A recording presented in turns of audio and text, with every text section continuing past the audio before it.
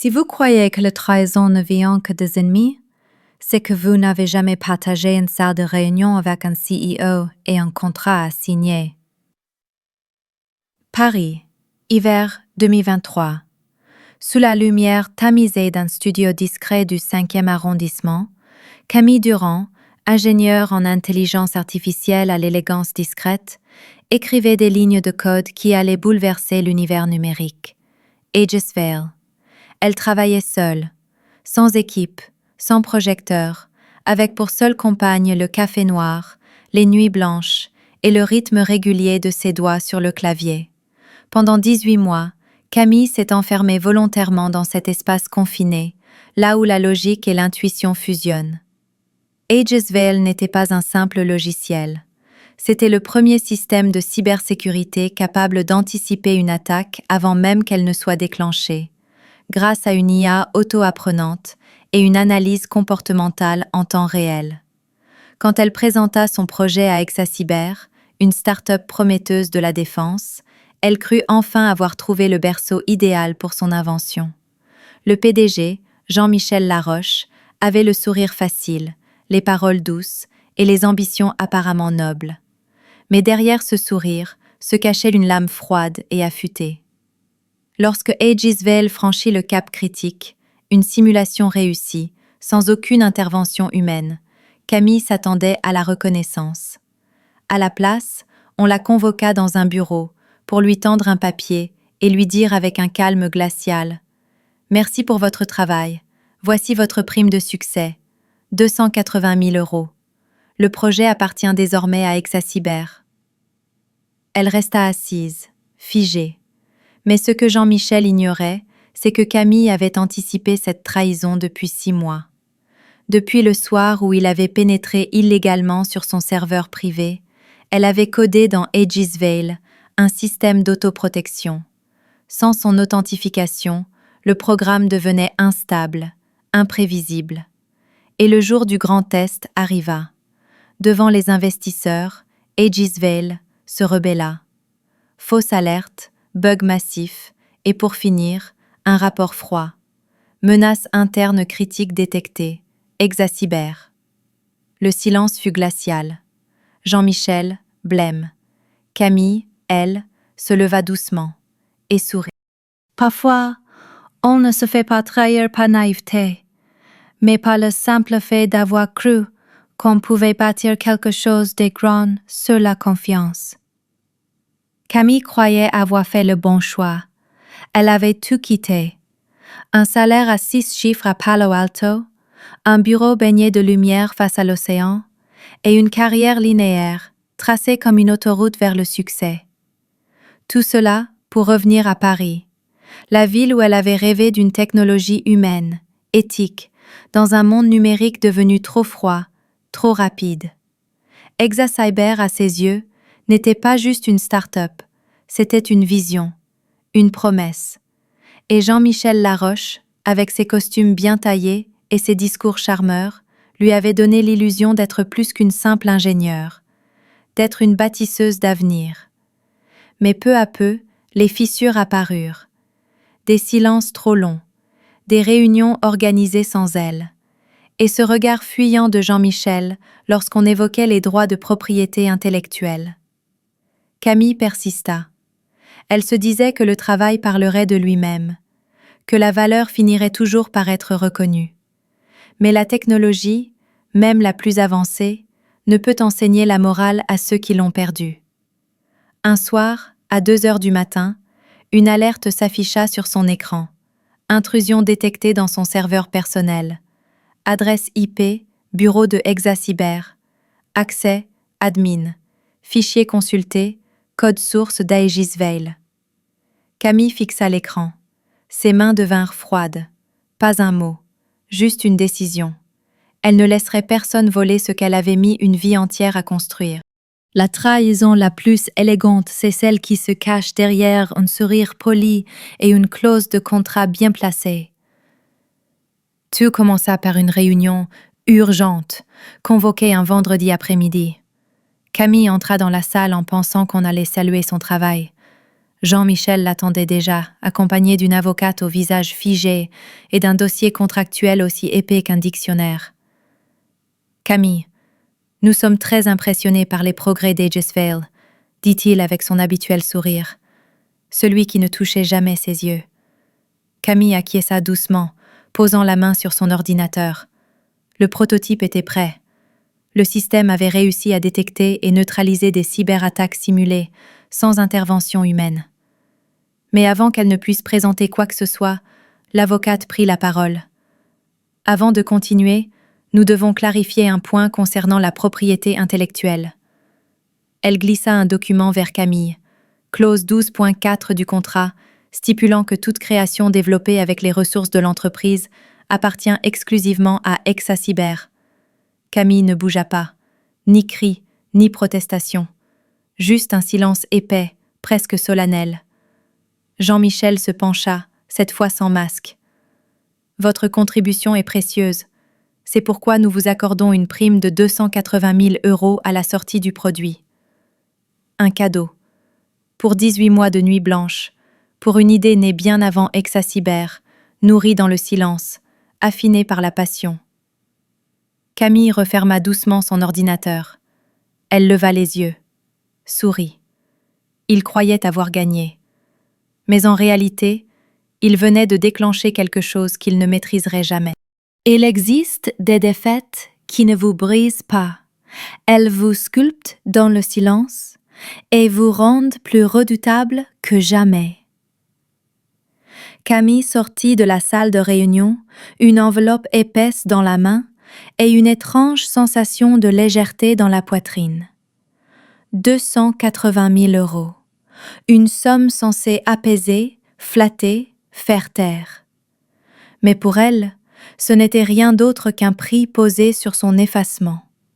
Personne, ce jour-là, n'a compris que c'est à cet instant précis qu'ils avaient libéré la Camille la plus dangereuse, celle qui ne crie pas, qui n'explose pas, mais qui observe, prépare et frappe, quand tout le monde croit l'avoir oubliée. Elle ne protesta pas de cris, pas de menaces d'avocat. Camille fit ce qu'ils attendaient d'elle. Elle plia ses affaires, salua le vigile avec un sourire discret et quitta Exacyber avec le masque parfait de la résignation. Mais une chose était certaine, elle ne quittait pas les lieux les mains vides. 6 mois auparavant, après avoir détecté une intrusion dans son serveur privé, Camille avait discrètement intégré dans Aegis-Vale une fonction de verrouillage comportemental. Le système ne fonctionnerait que si elle faisait partie des profils autorisés. Si elle était écartée, le programme lancerait une séquence d'alerte contre les menaces internes. Ce soir-là, au lieu de sombrer, Camille commanda un pad thai, lança un vieux film comique et ouvrit son ordinateur portable pour surveiller l'état du système. Tout était prêt. Il ne manquait qu'une chose, le fameux test public prévu pour demain. Celui qui vous trahit pense avoir gagné, simplement parce que vous n'avez pas réagi. Camille quitta le bâtiment d'Exacyber avec une boîte en carton dans les bras et un sourire que personne ne sut vraiment interpréter. Dans cette boîte, il n'y avait rien de précieux, quelques carnets, une plante fanée et un secret bien gardé. Tout avait commencé 6 mois plus tôt, lorsqu'elle avait repéré une intrusion discrète de Jean-Michel sur son serveur personnel. Elle n'avait alerté personne, pas d'email menaçant, pas d'appel à un avocat. À la place, Camille avait pris le chemin qu'elle connaissait le mieux, le code. Elle avait silencieusement réécrit le cœur même d'Aegis-Vale, insérant une forme de conscience logique capable de détecter les altérations malveillantes, même si elles venaient de l'intérieur. Dès qu'une tentative de réauthentification excluait son profil, le système lançait une réaction automatique, comme un anticorps face à un virus. Elle avait nommé cette séquence la clé. Le seul accès pouvant désactiver la défense du système, et elle en était l'unique détentrice. Camille n'avait pas besoin de reprendre le contrôle. elle ne l'avait jamais cédé. Il n'est pas toujours nécessaire de crier vengeance. Parfois, une ligne de code suffit à faire trembler tout un empire. Dans son petit appartement de Montmartre, Camille observait l'écran de son ordinateur. La lumière blafarde des lignes de code éclairait son visage, serein mais tendu. Un simple clic, un fichier crypté, un fragment de code, suffisant pour faire vaciller une entreprise entière. Aegis Vale n'était plus un simple programme. C'était une entité, autonome, réactive, presque lucide. Camille l'avait façonnée non seulement pour contrer les attaques extérieures, mais aussi pour identifier les trahisons venant de l'intérieur. Et surtout, elle y avait intégré une règle absolue. Seul un utilisateur validé par la clé, une authentification qu'elle seule possédait, pouvait diriger le système. Toute tentative de contrôle sans cette clé, pas de verrouillage brutal, pas d'alerte dramatique. Non. Aegis Vale choisirait la dissonance douce, la confusion méthodique, des alertes fantômes, des rapports contradictoires, des boucles de diagnostic sans fin, jusqu'à ce que le système désigne ExaCyber comme sa propre menace. Camille n'avait plus rien à dire. Elle avait codé sa réponse. Et demain, lors de la démonstration de Jean-Michel, Aegis Vale parlerait pour elle. Parfois, un système ne se dérègle pas. Il se défend simplement contre ceux qui veulent le manipuler. La salle de conférence, baignée par la lumière douce d'un matin parisien, respirait la confiance feinte. Les investisseurs d'ExaCyber, tirés à 4 épingles, attendaient la révélation d'une technologie révolutionnaire. Jean-Michel entra avec l'assurance d'un homme qui croit encore contrôler le scénario. Costume impeccable, voix posée. Mesdames et messieurs, voici le futur de la cybersécurité européenne. Aegis Vale. L'écran s'alluma. Puis, le silence. 1 minute. 2. Aucune donnée. Seulement une ligne clignotante, implacable. Menace détectée, intrusion interne. Les alertes se déchaînèrent comme une pluie de feu. Faux positifs, fichiers corrompus, détection d'anomalies internes. Le système ne se contentait pas de planter, il s'autodétruisait. Et enfin, comme une sentence sans appel, menace interne critique, ExaCyber. Un silence glaçant. Un investisseur se tourna vers Jean-Michel, blême. C'est une farce ? Jean-Michel resta figé. Il ne comprenait pas que le système n'avait fait qu'appliquer ce pourquoi il avait été conçu. Repérer le danger, même quand il vient de chez soi. Loin de là, dans un petit appartement parisien, Camille sirotait un café, les yeux posés sur l'écran de contrôle. Pas un mot, pas un geste. Aegis Vale avait parlé pour elle. Quand le pouvoir s'effondre, ce n'est pas la voix la plus forte qui décide, mais celle qui a attendu son heure en silence. L'appel arriva à 21h27. Jean-Michel souhaite vous voir, immédiatement. La voix de Rachel, son assistante, tranchait, sans formule de politesse. Camille posa sa tasse de thé, enfila son manteau sans poser de questions. Elle savait. 40 minutes plus tard, elle entrait dans la même salle où tout avait implosé la veille. Jean-Michel était seul.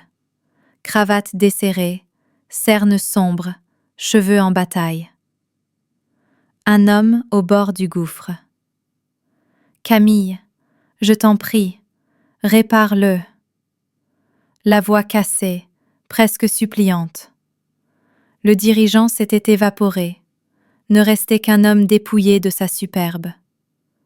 Camille s'assit, avec calme. « Tu as besoin de moi ou de mon système ?» Pas de réponse. Alors elle posa les yeux sur lui, froide et précise. « Voici mes conditions. Reconnaissance formelle comme unique créatrice et architecte d'Aegis Vale. 50% de la propriété intellectuelle. Un siège permanent au Conseil technologique. Et 10 millions d'euros en compensation pour une trahison que tu pensais invisible. » Jean-Michel balbutia. « C'est du chantage. Camille esquissa un sourire doux. Non, c'est une négociation. Le chantage, ce serait si j'envoyais ces rapports internes à tes investisseurs. Un long silence, puis un hochement de tête résigné. Il n'avait plus d'issue. Camille sortit une clé USB argentée et la posa délicatement sur la table. Le correctif est là, mais cette fois, le système saura exactement à qui il obéit. Certains retours n'ont pas besoin de discours. Leur silence suffit à redéfinir les règles du jeu. Le lendemain matin, Camille franchit à nouveau les portes d'Exa-Cyber. Tailleur noir sobre, aucune broche, aucun logo. Mais dans les couloirs, le silence s'installa comme un voile respectueux. Elle n'était plus l'ingénieure discrète, celle qu'on pouvait contourner dans les réunions. Elle était revenue avec un titre, une voix et un pouvoir qui ne se quémande plus, il s'impose. Jean-Michel, dans un ton bien plus mesuré qu'à l'accoutumée, la présenta devant les investisseurs. « Je vous présente notre cofondatrice et directrice technologique, Camille Durand. » Pas de sourire appuyé, pas de geste grandiloquent. Camille s'avança, connecta sa clé USB et lança le système. Aegis Vale s'éveilla, silencieux, impeccable, sans erreur, comme si le chaos d'hier n'avait jamais existé, parce que, cette fois, la bonne personne en tenait les rênes. Autour de la table, les chuchotements montèrent. L'un des investisseurs, le regard posé sur Camille, murmura à Jean-Michel « Heureusement qu'elle est avec vous, et pas contre vous. » Camille ne réagit pas. Elle n'avait pas besoin de mots.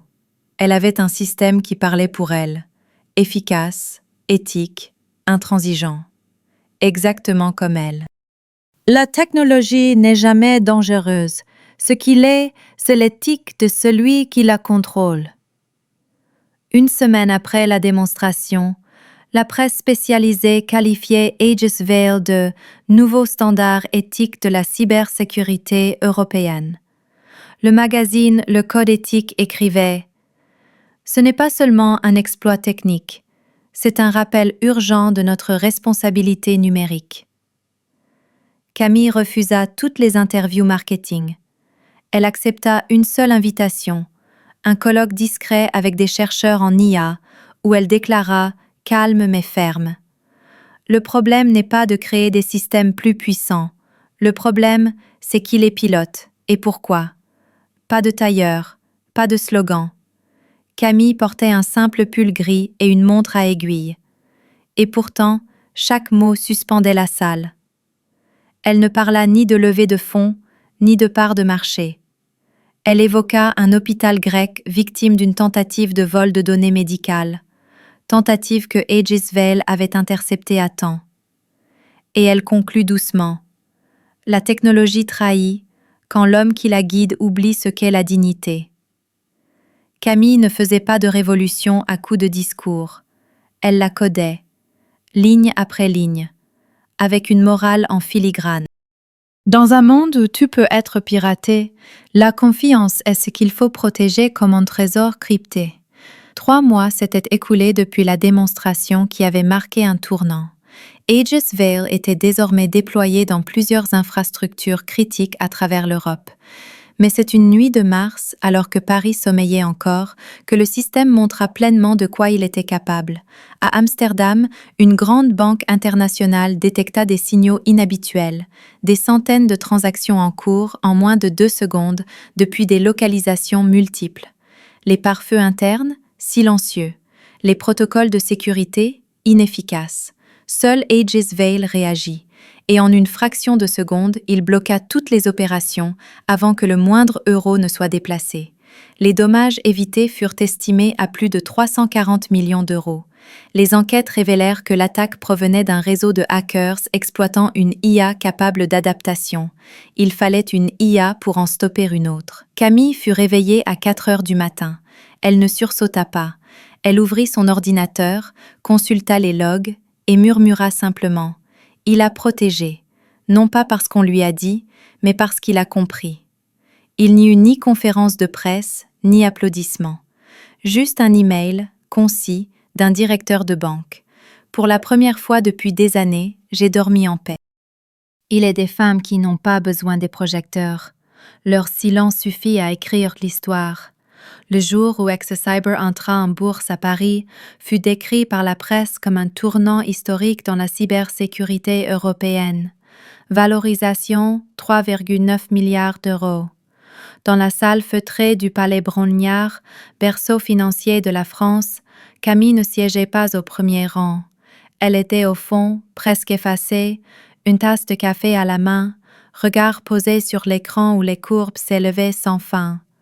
Lorsque le présentateur annonça Camille Durand, cofondatrice, architecte de l'intelligence et gardienne morale d'Aegisveil, la salle se leva, Camille, elle, ne bougea pas. Elle hocha simplement la tête, un geste discret, mais plus fort qu'un discours. Pas de robe de gala, pas de flash crépitant, juste une femme, droite, avec une conviction inchangée. La technologie doit servir l'humain, jamais le remplacer, jamais le manipuler. À la sortie, un jeune investisseur l'arrêta, yeux brillants. Quel est votre secret pour créer quelque chose qu'on ne peut ni voler ni déformer? Camille sourit, continuant de marcher dans les couloirs de pierre, le bâtir assez intelligent pour reconnaître la trahison et assez fort pour se défendre seul, comme moi. Il y a des vérités qu'on ne proclame pas. On les murmure à ceux qui sont prêts à se battre en silence. Le colloque s'acheva dans un silence feutré, presque respectueux. Pas de standing ovation, pas de flash. Juste Camille, en retrait, en train d'enfiler son manteau, sous les regards d'admiration retenus, car son ascension n'était pas faite de concessions, mais de principes. Sur le parvis, un jeune étudiant s'approcha, presque timidement. Il demanda « Vous auriez un conseil pour quelqu'un qui commence sans rien ?» Camille leva les yeux vers le ciel gris-perle de Paris, puis répondit doucement « Prépare-toi au pire, mais ne renonce jamais à ce qu'il y a de meilleur en toi. Le monde ne sera pas toujours juste, mais tu peux choisir de ne jamais te laisser effacer de ce que tu as bâti. » Elle posa une main légère sur l'épaule du garçon. « Ne laisse personne écrire la valeur de ton travail à ta place. Sois celui qui définit les règles. » Puis, elle s'éloigna, silhouette discrète dans les rues de la ville. Sans bruit, sans gloire, mais avec un héritage invisible. La prochaine génération se lèverait. Cette fois, elle serait lucide.